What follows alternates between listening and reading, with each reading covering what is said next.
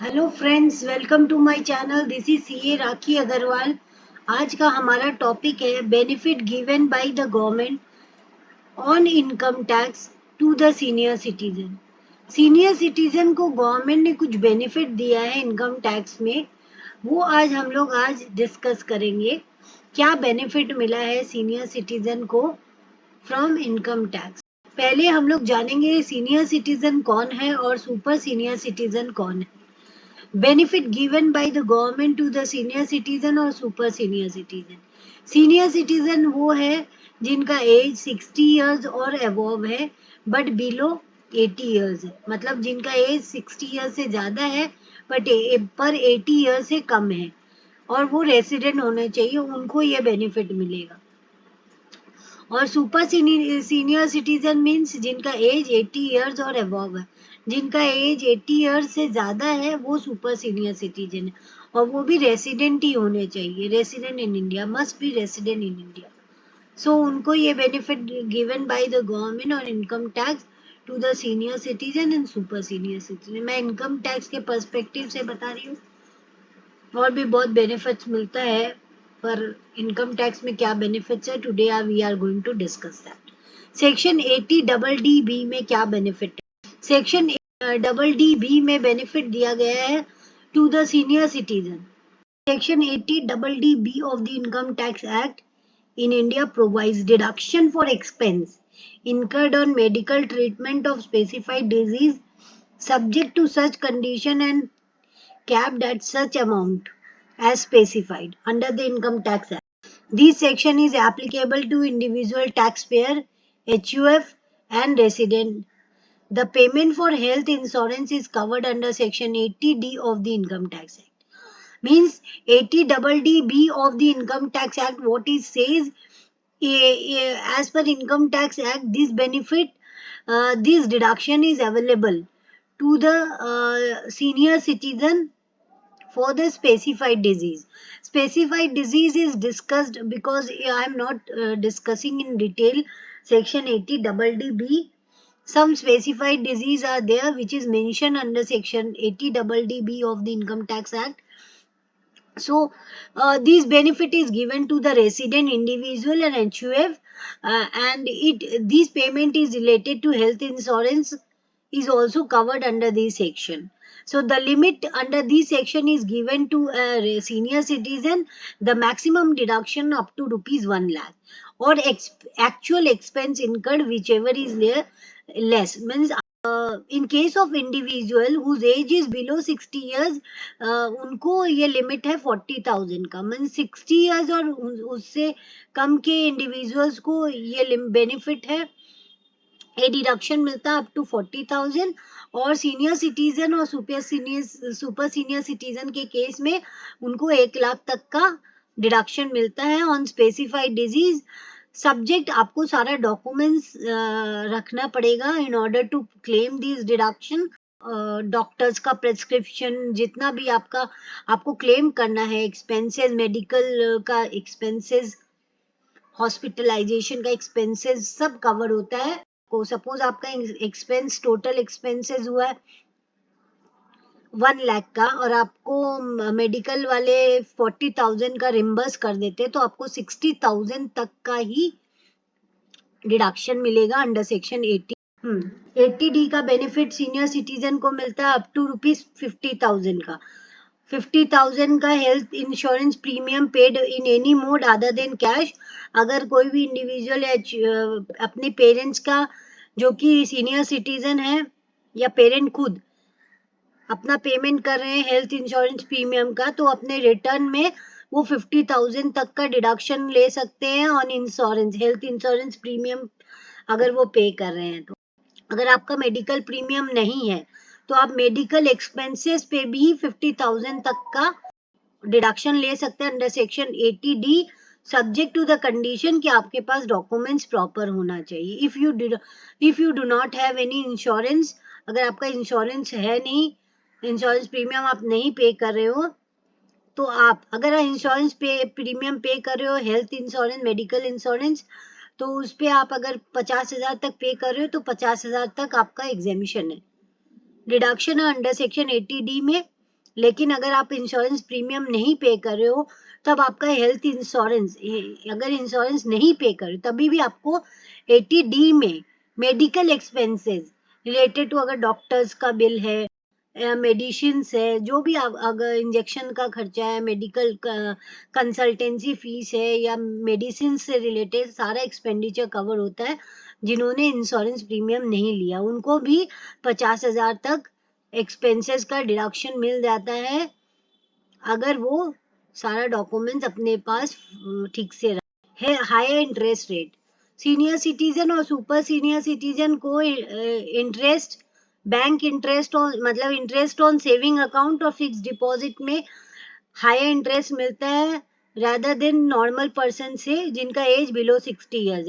Normal person को interest FD में और सेविंग अकाउंट में कम मिलता है, और सीनियर सिटीजन और सुपर सीनियर सिटीजन को एफडी में भी और सेविंग बैंक अकाउंट में भी उनको इंटरेस्ट ज्यादा मिलता है। ये बेनिफिट है, पहला बेनिफिट उनको ये मिलता है कि उनका इंटरेस्ट ज्यादा मिलता है उनको अपने सेविंग अकाउंट में और एफडीज में।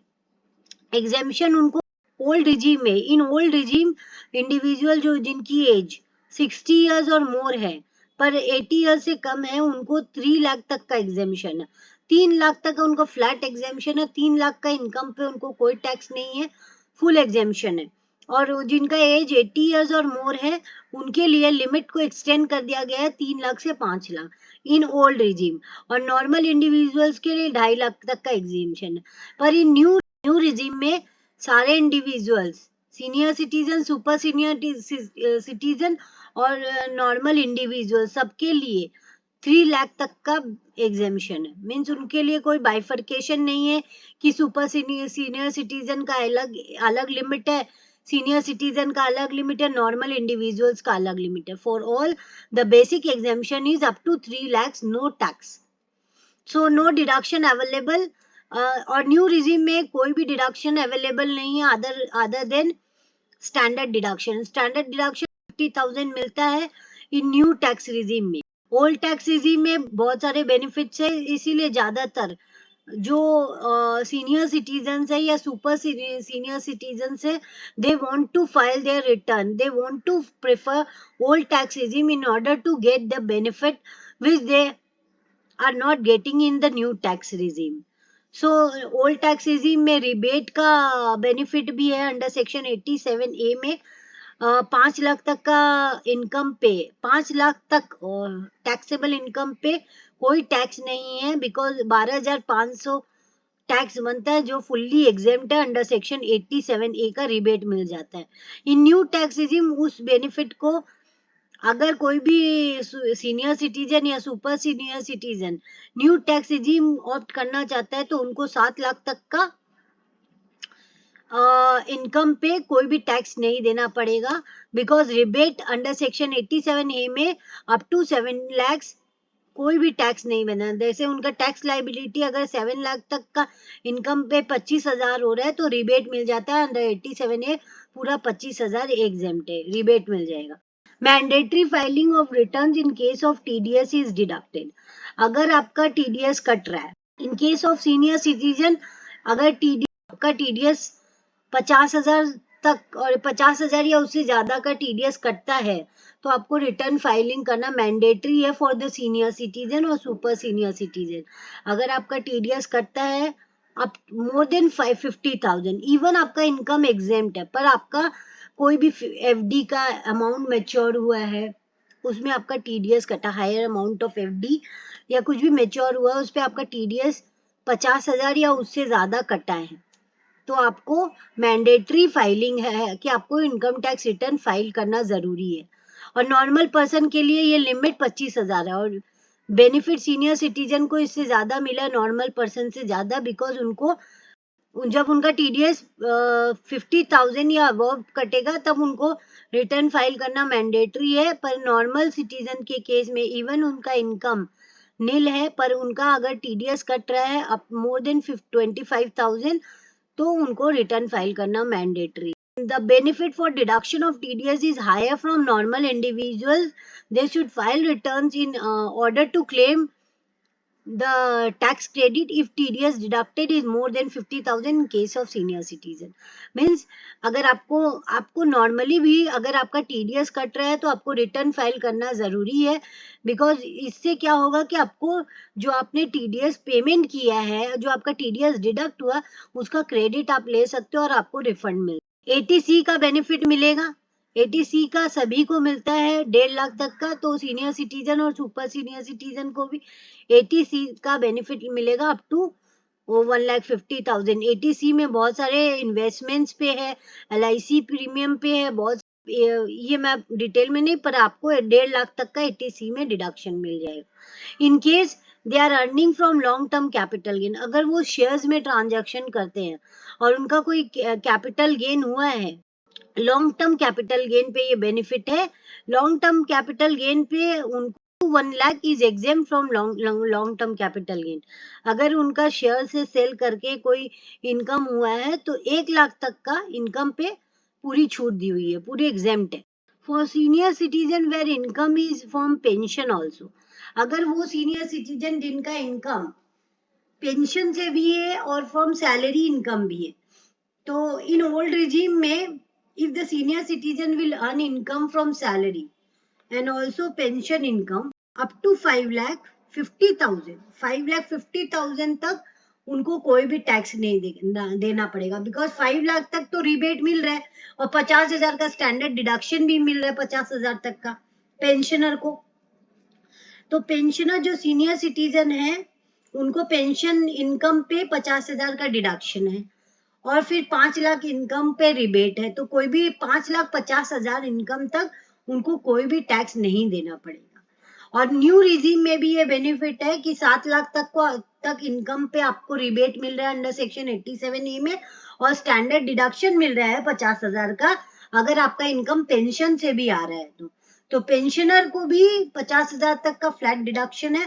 उसके बाद मतलब आप 7.5 लाख तक इनकम अगर आपका अर्न हो रहा है तो आपको कोई टैक्स नहीं देना पड़ेगा। सीनियर सिटीजन के case if they are earning income from pension और benefit under section 80TTB, 80TTA तो बोलता है कि नॉर्मल इंडिविजुअल्स के लिए है जिनका एज बिलो 60 इयर्स है, उनका अगर कोई इंटरेस्ट इनकम आ रहा है या बैंक का कोई इंटरेस्ट आ रहा है या FD का कोई इंटरेस्ट आ रहा है तो वो 5,000 तक का उनको छूट दिया गया है कि उन 5,000 तक वो उनको 80TTA में डिडक्शन मिल जाएगा। पर सीनियर सिटीजन के लिए ये बेनिफिट 5,000 से बढ़ा के 50,000 तक कर दिया गया है कि उनका अगर कोई भी इनकम आता है फ्रॉम सेविंग इंटरेस्ट या सेविंग अकाउंट से कोई इंटरेस्ट आता है या उनका कोई FD से इंटरेस्ट आता है with bank, post office, cooperative bank, वो अमाउंट को एक्सटेंड करके 50,000 कर दिया गया है।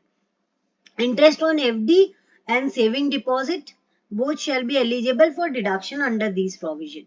For normal person, these benefit is up to rupees 5,000 under section 80TTA में। So ये बेनिफिट भी दिया गया है सीनियर सिटीजन को कि उनको 50,000 का 80TTB में वो क्लेम कर सकते हैं डिडक्शन अगर उनका कोई भी इंटरेस्ट इनकम आ रहा है from saving bank, from saving deposit से या fix deposit.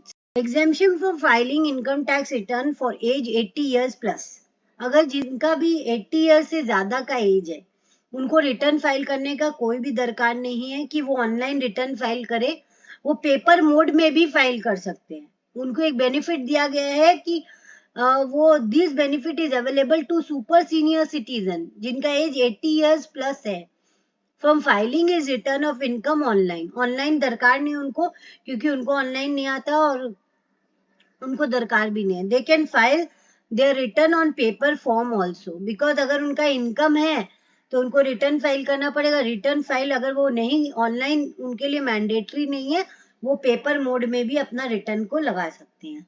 Exemption for payment of advance tax, senior citizen के लिए, सुपर सीनियर सिटीजन के लिए एडवांस टैक्स पेमेंट करने का कोई भी प्रोविजन नहीं है।